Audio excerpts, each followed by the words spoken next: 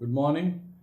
ప్రభువైన యేసుక్రీస్తు వారి పరిశుద్ధ నామములో అందరికీ శుభాలు. ఈరోజు మన అనుదిన ఆత్మీయ ఆహారంగా యోహాను సువార్త 8వ అధ్యాయం 59వ వచనం ధ్యానించుకుందాం. కాబట్టి వారు ఆయన మీద రువుటకు రాళ్ళు ఎత్తిరి గాని యేసు దాగి దేవాలయంలో నుండి బయటికి వెళ్ళిపోయాను. యేసయ్య వాక్యం చెప్తుంటే వాక్యం నచ్చని వారు యేసయ్యను రాళ్ళతో కొట్టి చంపడానికి రాళ్ళు రువుతుంటే వారి నుండి తప్పించుకుని వెళ్ళిపోయాడు. యేసు ప్రభు సర్వశక్తిమంతుడు కదా. ఒక్క నోటి మాటతో సముద్రాన్ని, గాలిని, తుఫాన్ని అణిచివేసిన దేవుడు వాళ్ళ నోరులు మోయించలేడా? వారితో దెబ్బలాడలేడా? ఫైట్ చేయలేడా అని అనిపిస్తూ ఉంటుంది.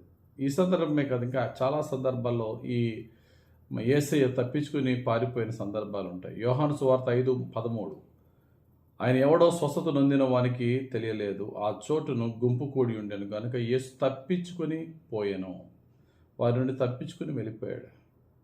ఇక్కడ యేసయ్య మనకు నేర్పుతున్న పాఠం ఏంటంటే, దెబ్బలాడుకుంటూ పోతే ఈ జీవితకాలం అంతా దెబ్బలాడాలి.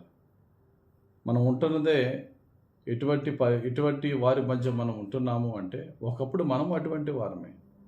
కానీ దేవుడు మనల్ని మార్చిన తర్వాత లోకమంతా మారాలి కదా. కీర్తనకాడు 120వ కీర్తన 5, 6 వచనాలు 7 వచనాలు అంటారు. అయ్యో, నేను మెషకులో పరదేశినై ఉన్నాను, కేదారు గుడారముల యొద్ద కాపురమున్నాను. కలహప్రియుని యొద్ద నేను చిరకాలము నివసించిన వాడను. నేను కోరినది సమాధానమే, అయినను మాట నా నోట వచ్చిన తోడనే వారి యుద్ధమునకు సిద్ధమగుదురు. నేను సమాధానంగా ఉండాలని ఆశపడుతున్నాను, కానీ మాట్లాడుతుంటే నా మాటకు ఏదో తప్పు పట్టుకుంటున్నారు. నేను ఉంటున్న ప్రజలు కేదారు గుడారముల యొద్ద ఉన్నాను. ఇది ఇష్మాయేలు జాతులు నివసించే ప్లేసు. ఆ యొక్క యెరూషలేము ఇశ్రాయేల్ ప్రాంతాలుగా ఉత్తర ప్రాంతంలో ఉన్న ఎడారి ప్రాంతంలో ఉన్నవారు. మెషేకులో పరదేశినై ఉన్నాను. వీరు కూడా ఇశ్రాయేలు కాదు, ఇది అన్యజనులు నివసించే చోట నేను ఉండవలసి వచ్చింది.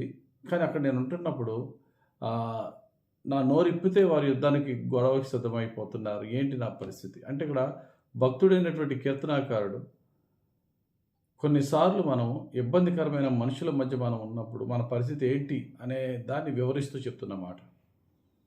యేసు ప్రభు మనం నేర్పుతున్న పాఠం ఏంటంటే, ఎవరితో అయినా గొడవ, ఇబ్బంది, ఎవరితో అయినా దెబ్బలాటలు జరుగుతున్న సందర్భంలో సాధ్యమైనంత వరకు మనం తప్పించుకుని పారిపోవడమే, తప్పించుకుని వెళ్ళిపోవడమే. మనకు బలం లేదని కాదు, మనకి బలం ఉన్నప్పటికీ కూడా అక్కడి నుంచి దూరంగా ఉండడం మంచిది.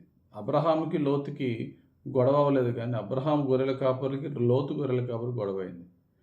అబ్రహాము వారి నోరు ముయించగలడు, కానీ అబ్రహాం అంటాడు, లోతు మన ఇద్దరం బంధువులు, మనం గొడవ పెట్టుకోవద్దు, ఇదే ప్రేమ అనురాగాలు కలిగి ఉందాం.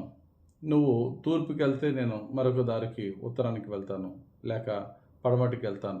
నువ్వు ఏ డైరెక్షన్లో వెళ్తే నువ్వు ఆ డైరెక్షన్లో వెళ్ళు, అనదర్ డైరెక్షన్ నేను వెళ్తాను. అంతేగాని ఒక చోటు ఉండి సమాధానం లేకుండా మనం గొడవలు పెట్టుకోకూడదని ఆదికాండం 13 అధ్యాయం 8-9 వచనాల్లో అబ్రహామును గారు చూసి మనం తెలుసుకోవచ్చు ఈ విషయాన్ని. అంటే తెలుసుకోవాల్సిన సత్యం ఏంటంటే, we should set some healthy boundaries. మనం ఇతరులతో మనకి దెబ్బలాటలు లేక ఇబ్బందులు కలుగుతున్నప్పుడు కొన్ని హద్దుల్లో కొన్ని సరిహద్దులు మన మేలు కొరకు నియమించుకోవడం చాలా మంచిది. పౌలు భక్తుడు అంటాడు, ఆయన యొక్క ఆత్మీయ కుమారుడైనటువంటి తీతుకుతో పౌలు భక్తుడు చెప్తున్న మాట ఏంటంటే, ఎవరన్నా మీ దగ్గర వాదాలు పెట్టుకుంటూ మతభేదాలు పెట్టుకుంటున్న వారికి కొంచెం దూరంగా ఉండండి అని తీతుకు రాసిన పత్రిక 3వ అధ్యాయం 9-10 వచనాల్లో ఉంటారు. సాధ్యమైనంత వరకు డిస్టెన్స్ మెయింటైన్ చేయమని. కాబట్టి ఎవరన్నా మనతో గొడవ పెట్టుకుంటే తిరిగి గొడవ పెట్టుకోమని బైబిల్లో చెప్పలేదు, కానీ సాధ్యమైనంత వరకు అందరితో సమాధానంగా ఉండు. కానీ కొన్ని సందర్భాల్లో నీ తప్పు లేకుండానే నిన్ను ద్వేషించి నిన్ను ఇబ్బంది పరిచే పరిస్థితి వస్తుంది.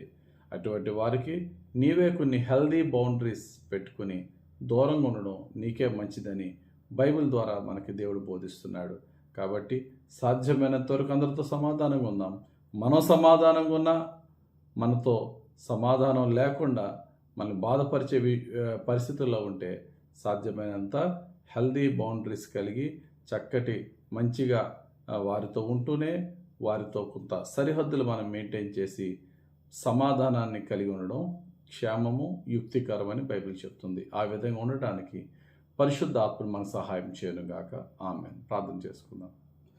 పరిశుద్ధుడా, ప్రేమ కలిగిన తండ్రి, ధ్యానించిన వాక్యం బట్టి వందనాలు. ధ్యానించిన వాక్యం మాకు రక్షణ వాక్యంగా ఫలింపచేయమని అందరితో సమాధానంగా ఉండటకు సహాయం చేయమని, ఇబ్బందికరమైన మనుషులతో అయ్యా ఒక ఆరోగ్యకరమైనటువంటి రిలేషన్ మెయింటైన్ చేయడానికి మంచిగా సరిహద్దులు మేము మెయింటైన్ చేసి మా లిమిటేషన్స్లో మేము ఉండటకు సహాయం చేసి మమ్మల్ని రక్షించి కాపాడి సమాధానంతో మమ్మల్ని నింపమని యేసయ్య పుణ్యనామంలో ప్రార్థించి వేడుకొనుచున్నాం తండ్రి.